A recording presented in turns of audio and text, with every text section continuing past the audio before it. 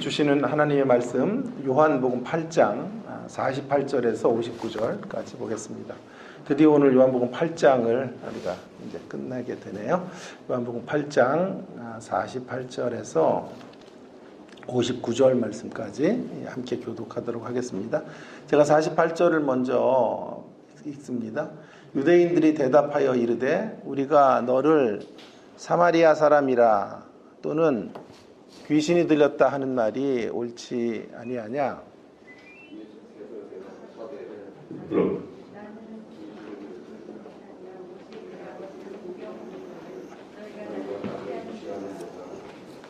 나는 내 영광을 구하지 아니하나 구하고 판단하시는 이가 계시니라.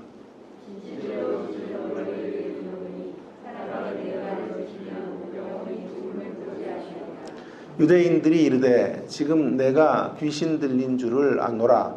아브라함과 선지자들도 죽었거늘 내 말은 사람이 내 말을 지키면 영원히 죽음을 맛보지 아니하리라 하니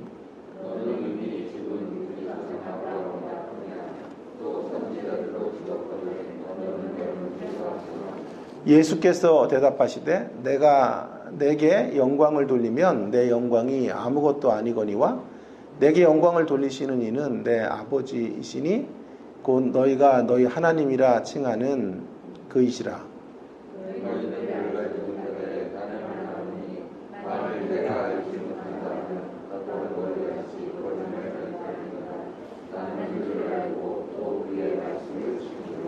너희 조상 아브라함은 나의 때 볼 것을 즐거워하다가 보고 기뻐하였느니라.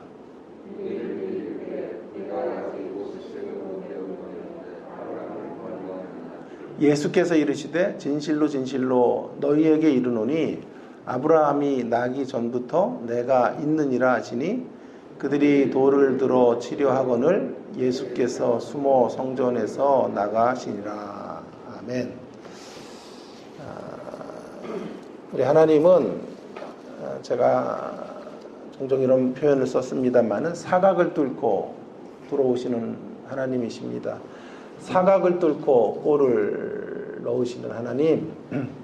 사각이라고 하는 것은 죽은 각도가 없는데 골이 들어가도록 하시는 그런 어떤 반전이랄까요? 드라마틱한 역사를 이루어 가시는 분이 우리 하나님이시죠. 하나님과 동일 본질이신 예수님도 그러신 분이십니다. 우리의 예상을 깨고 우리의 통념을 뛰어넘어 인습을 넘어서 일하시는 분, 그분이 우리 예수님이십니다. 그렇기 때문에 우리가 신앙생활을 하는 중에 금기사항 중에 하나가 있다면 섣불리 판단하지 않는 것입니다. 하나님의 역사를 섣불리 우리가 속단하지 않는 자세가 무엇보다도 필요하다고 생각됩니다. 섣불리 예측하지 않을 때 뭐가 살아있을까요? 신비감이 살아있죠. 기대감이 생기죠. 어떠한 자리에도 길이 끝난 자리 같아도 섣불리 판단하고 길이 끝났다라고 생각하면 안 되는 것이죠. 그 자리에서 또 길을 내시는 하나님을 우리는 만나게 되는 거죠. 사각을 뚫고 각도가 없는 곳에서 골을 넣으시는 분, 우리 주님이시기 때문에 그렇습니다. 예수님의 진리가 참 선명하게 드러나는 때는 주로 어느 때인고 하니 우리의 예측을 뛰어넘어서 일하시는 예수님의 모습 속에 예수님의 그 선명한 진리들이 드러날 때가 있는데요. 오늘 본문이 바로 그런 모습이 아닌가 하는 생각이 듭니다. 제가 고민 끝에 잡아놓은 제목은 상반되는 무무의 교훈. 뭐 또 대단한 것이라고 생각하시면 안 돼요. 사실 대단한 건 아니고요. 또 싱거울 수도 있으니까 제목만 거창하다 또 그렇게 욕하지는 또 마시고요. 옛날 부흥사 목사님들 생각이 나요. 부흥사들 꼭 집회 오면 대단한 거 내가 얘기하겠다고, 어느 교회에서도 얘기하지 않은 거 제가 말씀드리겠다고 막 그러잖아요. 목사님 뒤에 앉아 계시는데 담임 목사님 해요 말아요 막 이러면서 그러면 목사님이 해달라 그러고, 이거 아무 데서나 공개하지 않은 건데 이 교회만, 내가 주님의 십자가 교회만 사랑하기 때문에 내가 하려고 그러는데 어떨까요? 그러면 아멘 하고 해달라고 하죠. 정말 제가 어디에서도 하지 않은 얘기, 축복받는 비결을 말씀드리겠습니다. 이거 진짜 잘 기억하셔야 돼요. 그러면서 축복받는 비밀은 예배 잘 드리면 됩니다. 기도하시면 됩니다. 너무 뻔한 얘기, 우리 맨날 하는 얘기를 그렇게 뜸을 들여서 이야기하는 그런 경우들이 생각이 나는데요. 오늘도 그런 메시지가 혹 되지 않을까 우려가 됩니다만, 두 가지 없음의 이야기, 저도 한번 써먹어 보겠습니다. 어디에서도 하지 않은 얘기 여러분들에게 한번 해보도록 그렇게 하겠습니다. 먼저 첫 번째 무는 어떤 것일까 하는 건데요. 비굴함이 없다라는 것이 첫 번째 무입니다. 예수님의 태도 속에 비굴함이 없어요. 자, 예수님은 지금 갈등의 상황 속에 지금 서 계시죠? 비굴하게 뒤로 물러서지 않으세요. 나약하지 않으세요. 오히려 대적들을 향하여 거침없이 하이킥을 날리시는 우리 주님의 모습을 보게 됩니다. 첨예화된 대립을 향해서 치달아 가시는 예수님의 모습을 우리는 보게 되는데요. 예수님이 자신을 하나님이라고 하심으로 인하여 이 문제가 이렇게 커지게 된 것입니다. 그걸 못마땅해 하지요. 하나님 유일신론, 사실 유일신론이 단일신론이 아니거든요. 유일신론이라고 하는 게 이게 중요한 신학적 논쟁인데요. 유일신론이 단일신론이 아니에요. 그래서 구약에서부터 이미 예수 그리스도의 신적 존재, 이런 이야기들이 계속 있었는데, 왜곡된 유일신론을 가졌던 유대인들은 그걸 단일신론, 신은 딱 하나다, 하나님밖에 없다, 이런 생각들을 가지게 되었는데요. 자, 그러니 예수님이 내가 하나님이다 이렇게 얘기하니 이게 도대체 먹힐 수가 없는 이야기가 아니에요. 48절에 그래서 오늘 본문 보시면 유대인들이 너 사마리아 사람인가? 귀신이 들리지 않았나? 이렇게 이단자라 이 말이야. 사마리아 사람이라는 말은 이단이 아니냐? 오늘날로 말하면 우리 조금 이상한 이야기하면 그 사람 이단 같아 이렇게 이야기하는 것과 같지요. 예수님께서 이런 분위기를 감지하셨고 지금 여기서 멈추지 않으시면 더 큰 화를 부를 수 있다는 것 정도는 예수님은 충분히 아시는 분이에요. 이쯤 되면 우리가 잘 아는 정치적 어떤 감각들을 발휘해서 적당한 협상 테이블로 이렇게 나아가실 수 있고 중간지대를 좀 설정하셔서 한 발 물러서실 수도 있을 것 같은데 그러지 않으시는 거예요. 예수님은 충분한 그런 유연함을 갖고 계신 분이거든요. 그런 유연함이 있으신 분인데 그렇게 하시지 않죠. 예수님은 이런 상황을 타개하기 위해서 시대의 대세를 수용하는 정치적 수완을 발휘하지 않으세요. 어떤 정치적인 타결의 어떤 타이밍이라는 거 모르실 리는 없지만 예수님은 그런 행동을 결코 하시지 않아요. 오히려 그것과 너무나 먼 행동으로 계속 나가고 계시는 것을 보게 됩니다. 그래서 참 이 각도가 이런 데서 어떤 진리가 나올까 이런 생각들이 좀 드는데요.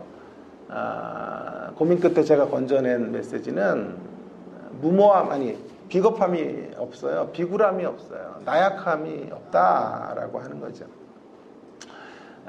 결코 자신의 주장을 굽히시지 않으시는 예수님의 선한 고집을 보게 됩니다. 이제 공격해오는 대적자들을 향하여 강펀치를 날리십니다. 한 번 더 자신을 증거하면 자신의 증거가 헛될 수 있지만 하나님이 나를 증거한다. 심지어 이런 말은 처음 들으셨을지도 몰라요. 오늘 충격적인 얘기인데요.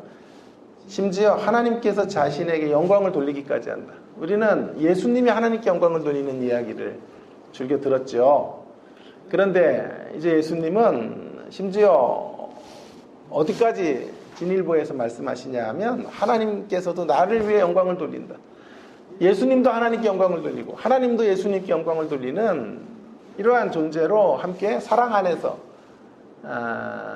코이노니아를 이루는 존재가 예수님과 하나님과의 관계이다라고 하는 것을 이야기하시죠. 54절에 분명히 나와 있지 않습니까? 예수께서 대답하시되 내가 내게 영광을 돌리면 내 영광이 아무것도 아니거니와 내게 영광을 돌리시는 이는 내 아버지시니 곧 너희가 너희 하나님이라 칭하는 그이시라. 하나님이 나를 향해서 영광을 돌리는 그런 영광이 나에게 있기에 그 증거가 있기에 내가 메시아이고 내가 하나님이다 라고 하는, 그래서 유일신론이 단일신론이 아니라 이렇게 하나님과 예수님이 동등한 분이라고 하는 것을 설정하시고 계시고 설파하고 계시는 거죠. 이것이야말로 정말 물에 기름을 끼얹는 것과 같은 이런 상황을 연출하게 만들지 않았을까요?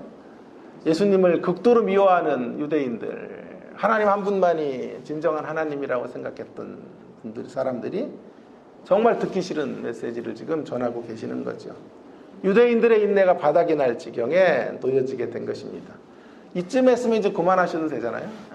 이쯤에서 이제 어떤 절충안 같은 것들을 좀 내놓으시면 되는데 예수님은 한 걸음 또 더 나가세요. 여기서 강펀치를 넘어 핵펀치를 날리시는 이런 예수님의 모습을 보게 되는 거죠. 아브라함을 계속 거명하고 있죠. 8장에 제일 많이 등장하는 게 아브라함인데요. 왜냐하면 유대인들은 혈통적으로 아브라함의 후손들이고 그것이 영적으로 자신들의 선민이라고 하는 가장 중요한 증표가 되기 때문에 아브라함을 소중히 여겼는데 지금 예수님 말씀하시는 거예요. 아브라함을 거론하면서 아브라함보다 먼저 계신 분이 자기다 라고 이야기하시니까 기가 막힐 노릇이죠. 58절이죠. 예수께서 이르시되 진실로 진실로 너희에게 이르노니 아브라함이 나기 전부터 내가 있느니라. 아브라함보다 먼저 있었고 아브라함을 창조했고 아브라함이 오히려 나에게 경배를 드리는, 내가 아브라함에게 경배하는 게 아니고 내가 아브라함을 추앙하는 게 아니라 너희들이 추앙하는 그 아브라함조차도 나를 경배하고 나를 추앙하게 되는 그런 존재가 나다, 이렇게 말씀하고 계시는 거죠. 그러자 그 말을 들은 유대인들이 더는 못 참아요. 급기야 59절에 보십시다. 59절에 돌을 들어 치려하거늘, 그들이 듣다가 안 되니까 이제 돌을 집어서 예수님을 죽이려고 하는 자리까지 나아가고 있는 것을 우리가 여기서 보게 됩니다. 자, 보십시오. 예수님의 이 단호함을 여러분 발견하셨습니까? 그 어떤 나약함이나 비굴함이 예수님의 모습 속에는 없습니다. 예수님은 진리를 양보한 채 정치하시지 않으셨다, 그렇게 말씀드리고 싶어요.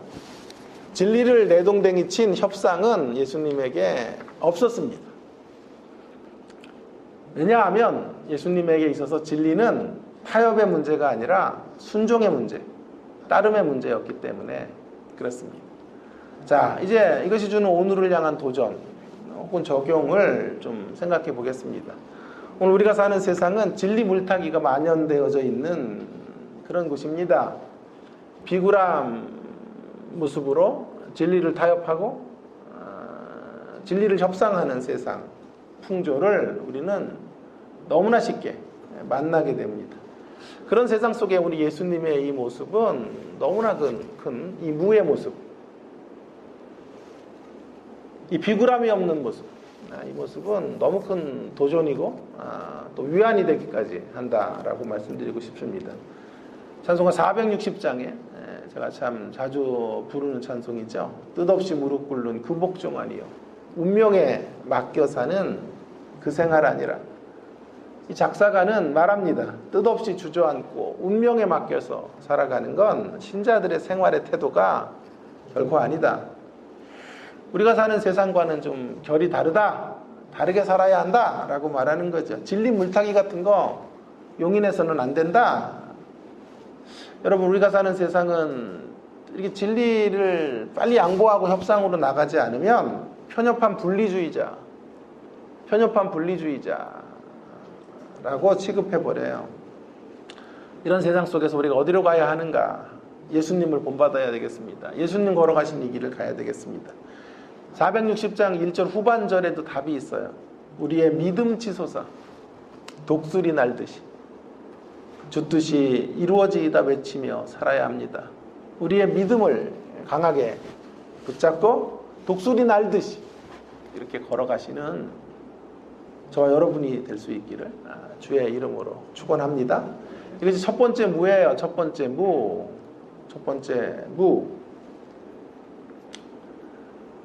자, 두 번째 무를 좀 생각해 보려고 하는데요. 흥미로운 대목이 이제부터 시작이 됩니다. 이게 추호에 흔들림이 없었던 예수님, 강직하기가 정말 하늘을 찌를 듯한 기세로 당당하게 서 계셨던 예수님, 물러섬이 없지요. 그죠? 제가 설정한 게 아니라 본문을 보세요. 본문 어디에도 예수님은 타협이라는 단어를 예수님과 연결할 수가 없는 그런 강인한 진리의 투사 같은 예수님의 모습을 보게 되는 거예요. 그런데 깜짝 놀랐어요. 본문을 연구하다 59절 끝에 보니까 두 번째 무가 이제 나오는데요. 예수님의 이전의 모습과는 전혀 다른 어울리지 않는 행보를 하시는 거예요. 59절을 다시 한번 보십시다. 그들이 돌을 들어 치려하거늘 예수께서 숨어 성전에서 나가시니라. 이건 또 무슨 모습이에요? 숨어서 나가실 것 같으면 도대체 예수님 여태까지 뭐 하신 걸까? 이런 생각이 좀 들었죠. 너무 허무하게 끝나는 엔딩을 우리는 보게 되는 거죠. 사람들이 돌을 들어 치려고 하자 예수님은 한 번 더 강하게 밀어붙일 것 같았는데 분명히 그런 기세인데 슬그머니 성전에서 나가시는 거죠. 여러분 여기 숨어 나가시니라.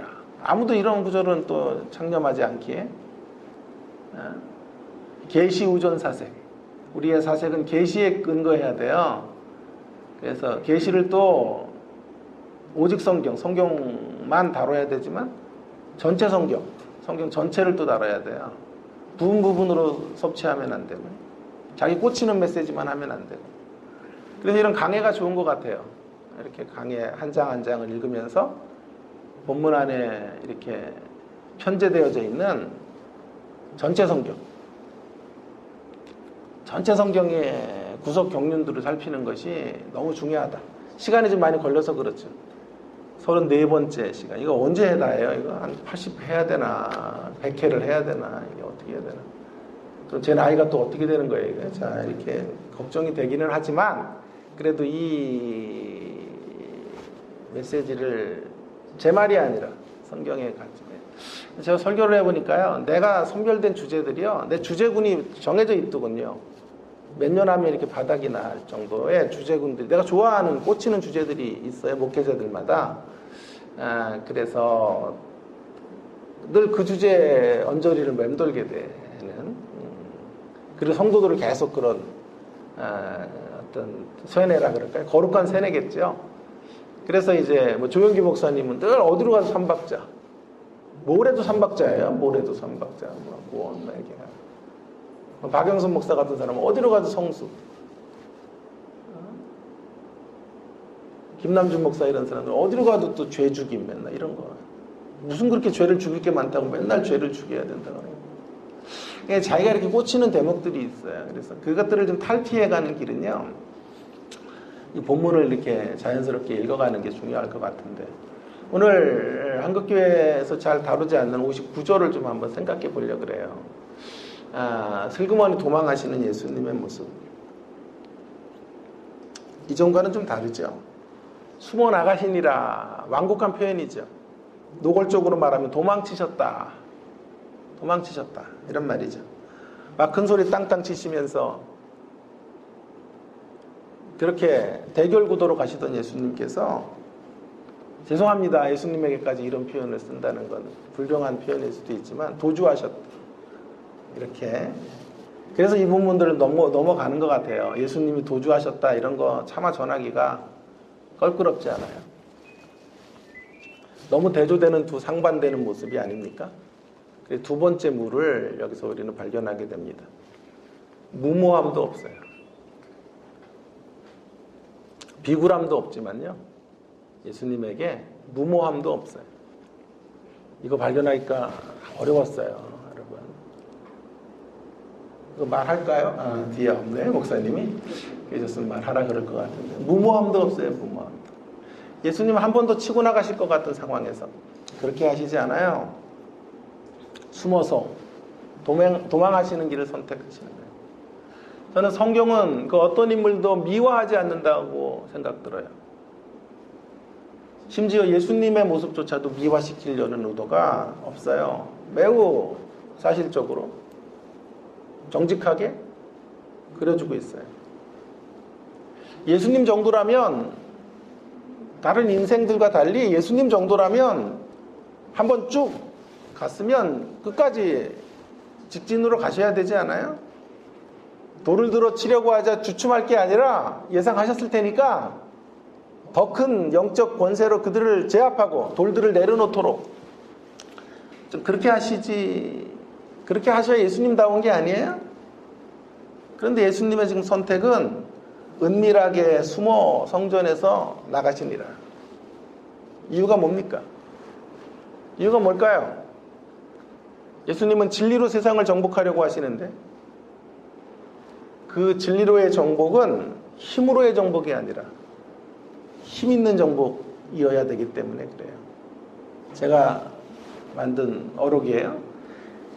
진리로의 정복은 힘으로의 정복이 아니라 힘 있는 정복, 힘 있는 정복이어야 돼요. 내일 한번 주일 예배 때 한번 더 쓸게요. 이거 여러분 또 저 인간 저게 준비가 안 됐나 그러지 마시고, 또 못 오시는 분들이 많잖아요. 그러니까 새벽에 너무 좋은 것들 다 빵빵 터뜨려 가지고요, 주일날에 할 게 없어. 그러니까 내일 한 번 더 이야기를 할 때요, 처음 들은 것처럼 아멘 하시고 좀 경이롭게 놀라시는 표정들을 한 10분 정도가 좀 지어주시면 제가 큰 힘이 되겠다, 이런 말씀을 간곡히 부탁을 드립니다. 예고 드렸어요. 분명히 예고 드렸으니까 아멘도 터지고 막 그러기 바랍니다. 진리로의 정복은 힘으로의 정복이 아니에요. 힘 있는 정복일 뿐이기 때문에 그렇습니다.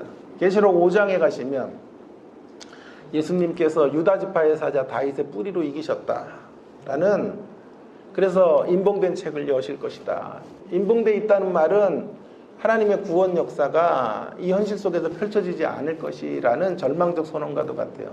요한이 펑펑 울으니까 하늘에서 소리가 들려요. 복음의 기쁜 소식 같은 음성이 들려요. 유다 지파의 사자 다윗의 뿌리가 이겼다라고 하는 소식이에요. 그런데 그래서 그 예수님을 보려고 눈을 돌려 보았는데 요한의 눈에 들어온 예수님은 일찍 죽임을 당한 어린 양이에요. 근데 서 계세요. 부활하셨다는 뜻이에요. 어린 양을 지나서 부활로 가셨고 유다 지파의 사자가 되셨다라고 하는 것입니다. 무엇을 말하는 것입니까? 무엇을 우리에게 전달하려는 메시지일까요? 예수님의 정복이 힘 있는 정복이에요. 그러나 결코 힘으로의 정복이 아니에요. 십자가의 길을 향해서 걸어가시는 방식으로 정복해 가시는. 오늘 그 예수님의 모습, 요한계시록 5장에서 말하려고 하는 그 예수님의 모습의 작은 빛이 십자가의 길을 걸어가시는 예수님의 모습이 오늘 8장 59절에 나와 있다고 봐도 틀리지 않아요. 그래서 이 본문 안에서 십자가의 선명한 그림은 아니지만 암묵적 그림, 십자가의 그림자 같은 것들을 느끼실 수 있다면 좋겠습니다. 숨어 도망하시는 예수님, 힘있게 세상을 정복하시는 모습을 예수님은 보여주시지만 힘으로는 그들을 제압하려고 하지는 않으셨죠. 강대강 대치로 유대인들을 얼마든지 넘어뜨릴 수 있었습니다. 신적 파워로 그들을 묵사발내실 수 있었습니다. 그러나 그렇게 하시지 않습니다. 오히려 예수님의 선택은 슬그머니 뒤로 물러서는 것입니다. 은밀하게 그것을 빠져나가시는 모습이에요. 이제 여러분이 성경을 읽다가 이런 예수님의 모습을 종종 만나게 되실 거예요. 막 대치하셨다가 빠져나가시거든. 제 설교를 기억하시면서 아, 이게 십자가의 작은 그림이다. 거기에서 은혜를 누리실 수 있기를 바라는데요. 만일 대적자들의 가운데 한 사람, 어떤 사람들이 예수님을 이런 모습을 보았다면, 몰래 빠져나가시는 예수님의 모습을 보았다면 조롱했을 거예요. 지가 하나님이라 그러더니, 아브라함보다 먼저 있는 존재라고 큰 소리 떵떵 치더니, 저 도망가는 꼴 보세요. 조소 당했을 거예요. 그러나 예수님은 그런 것에 아랑곳하지 아니하시고 몰래 피하여 도주하시는 방법을 선택하고 계시는 거예요. 예수님은 비겁함의 길을 걸어가시지도 않지만 무모함의 길도 절대로 걸어가시지 않으세요. 자, 오늘을 향한 도전입니다. 이제 이 모습 앞에 우리를 좀 되돌아보면 좋겠어요.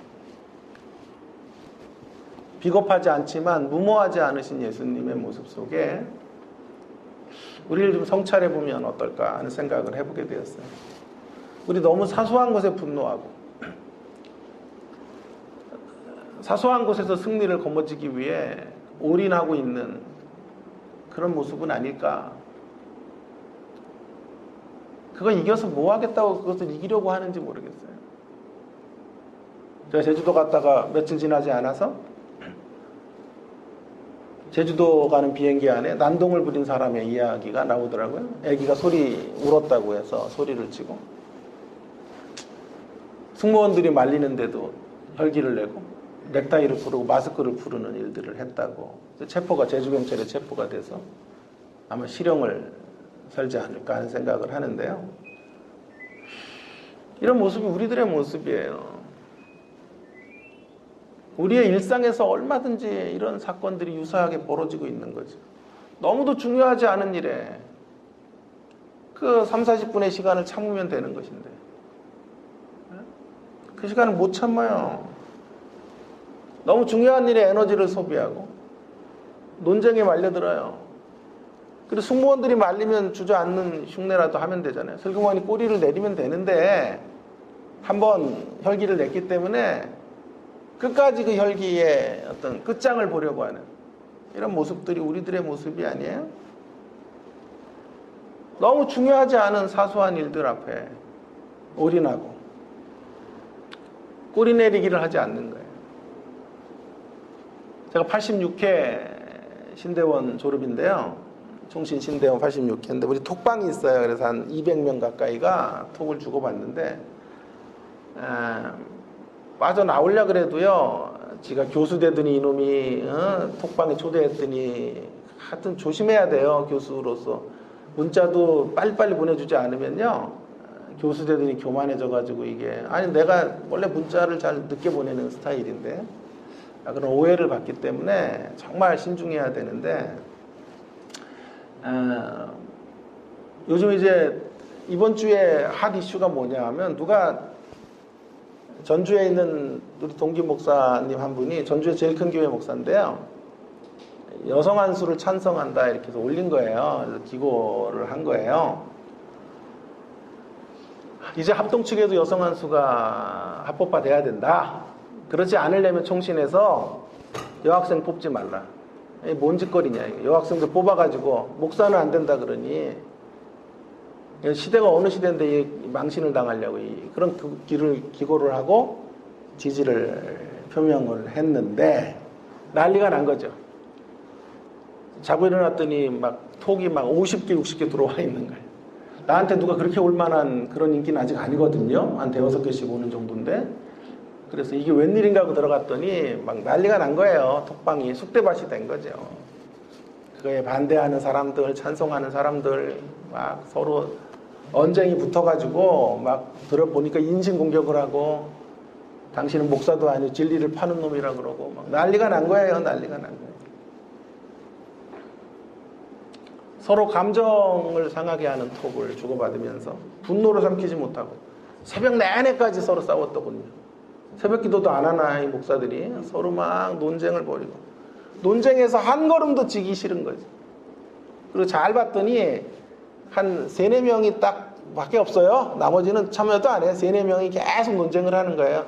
한 사람하고 한 사람이 지지하고 반대편 두 사람이 붙어가지고 걸어가는 거죠.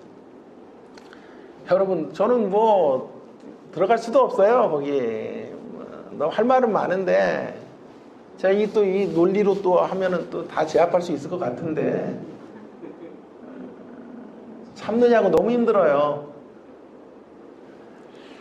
너무 웃겨요. 왜 웃기냐 하면 제가 지금 있는 대학원의 절반은 여성 목사님들이에요. 여목사님들이에요. 여성 한 수가 안 된다 그러면은 여자 목사님, 이 땅에 있는 이 수다한 여자 목사님들은 다 목사직을 버려야 되는 거고, 잘못된 지금 선택을 해서 하나님 원하시지 않는 사역을 한다는 꼴이 되는 거니까 저에게는 뭐 이 답이 너무 선명한 거거든요.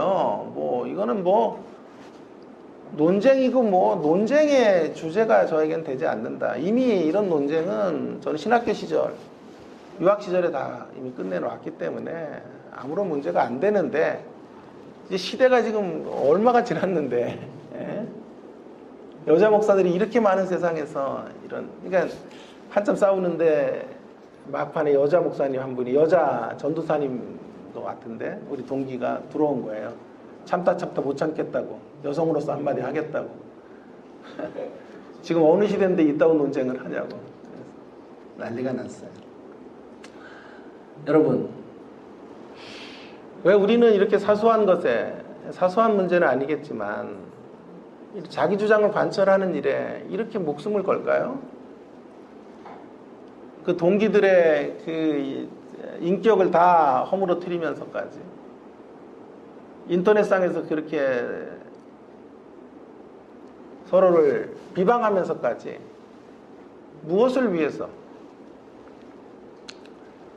그렇게 광란의 질주들을 계속하고 있는 것일까요? 그 논쟁에서 이기면 무엇을 하려고 하는 걸까요? 논쟁에서 이기고 상대의 가슴에 비수를 꽂고 논쟁에서 이기면 이김일까요?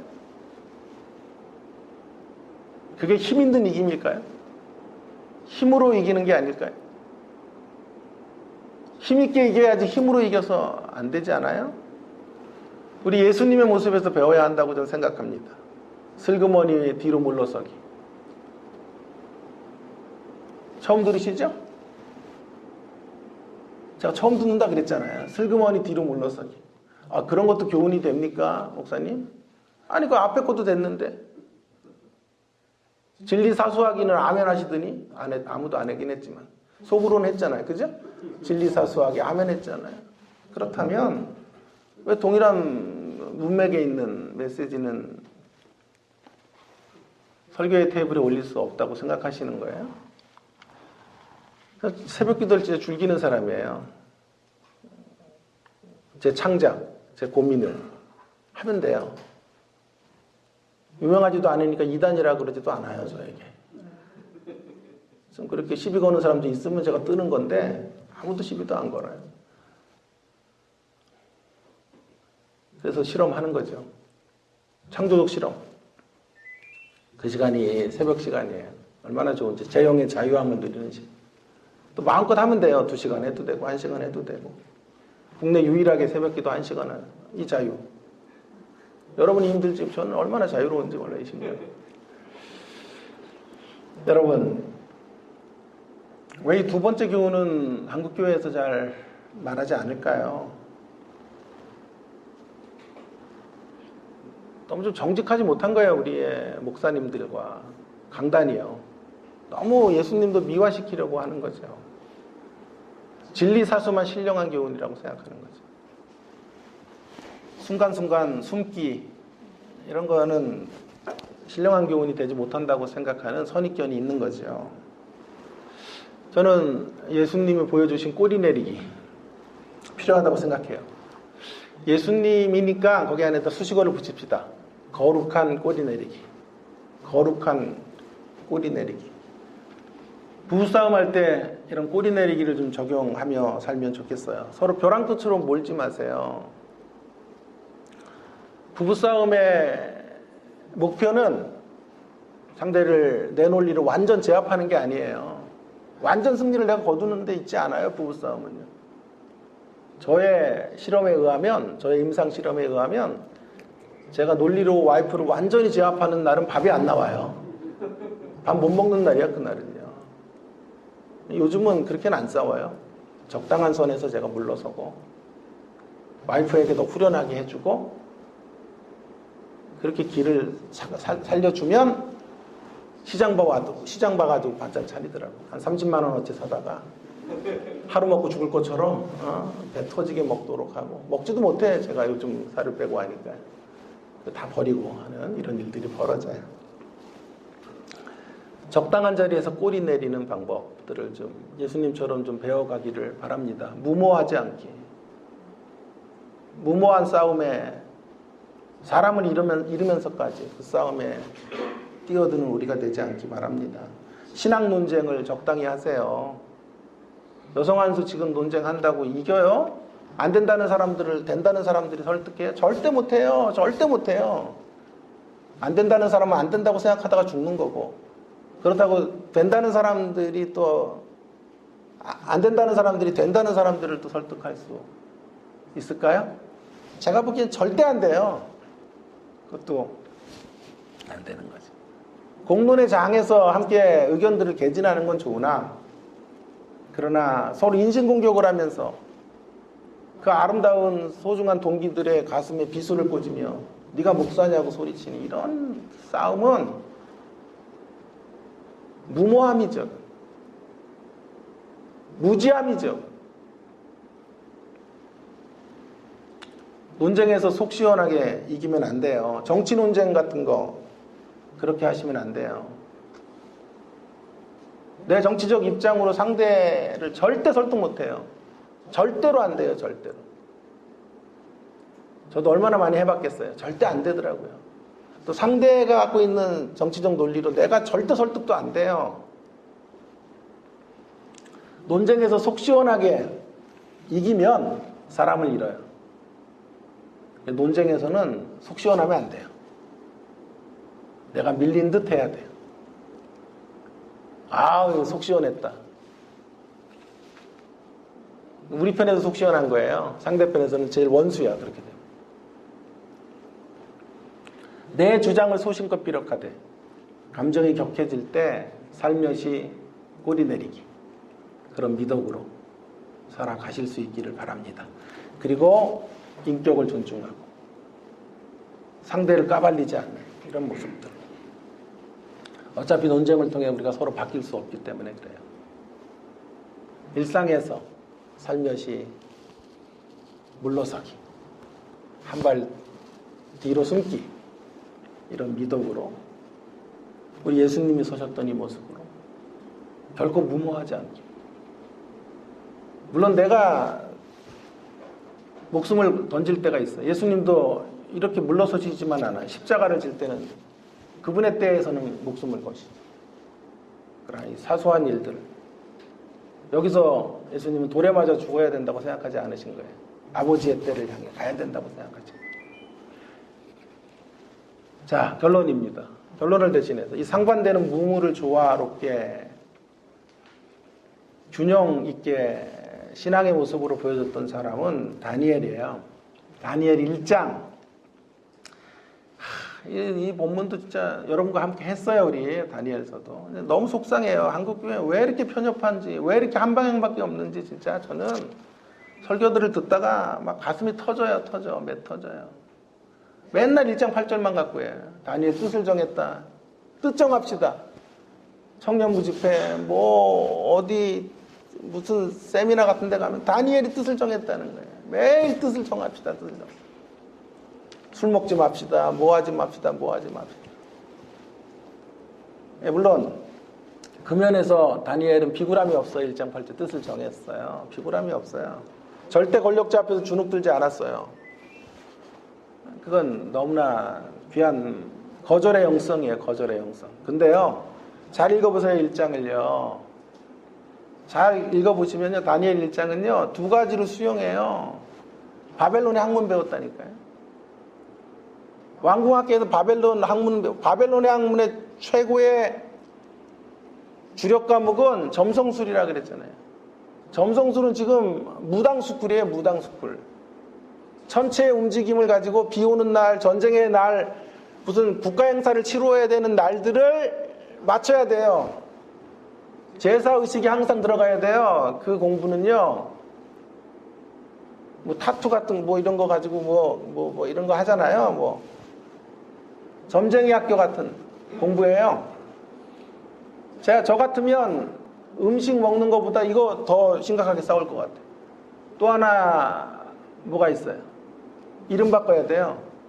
다니엘 이름 바꿨죠? 벨드사살. 벨이라는 게 바벨론의 신이에요.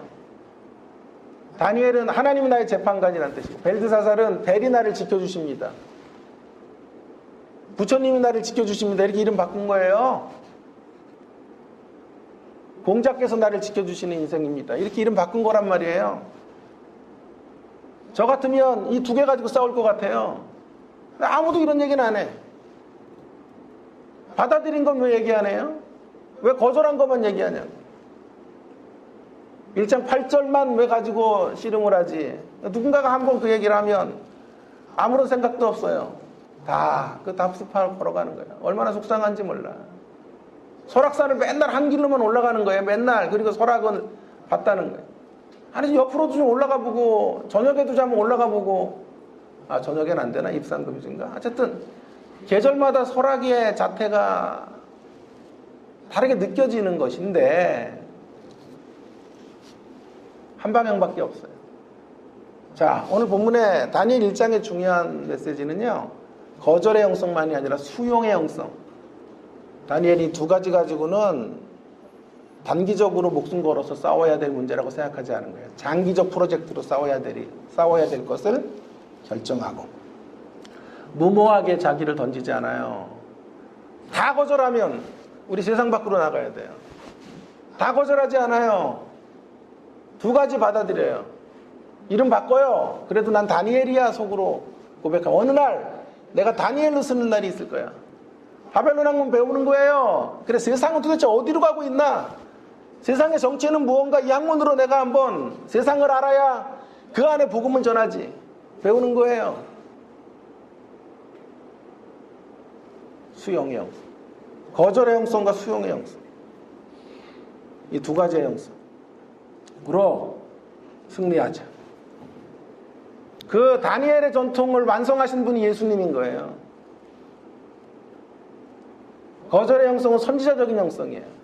수용의 영성은 제사장적 영성이에요. 이 두 가지를 통합하는 분 예수님인 거예요. 진정한 다니엘로 지금 서 계신 거예요.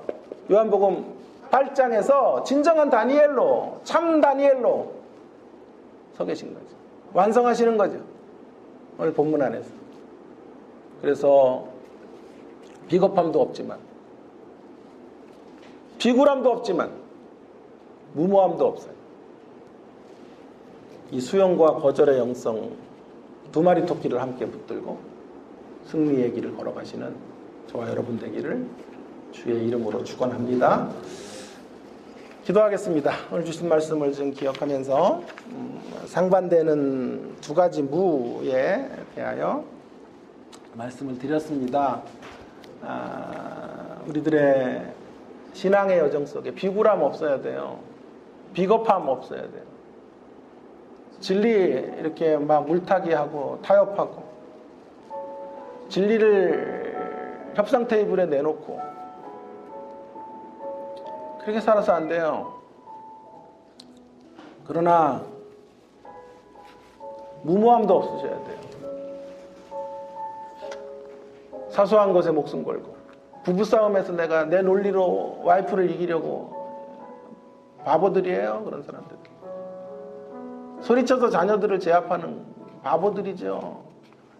왜 그렇게 하세요? 왜 그렇게 사랑하는 사람들의 가슴에 비수를 꽂으며 나의 정치적인 색깔들을 상대에게 강요해요? 왜 그렇게 하세요? 내 주장은 피력할 뿐. 왜 종교적 논쟁을 벌이면서 상대를 비방하고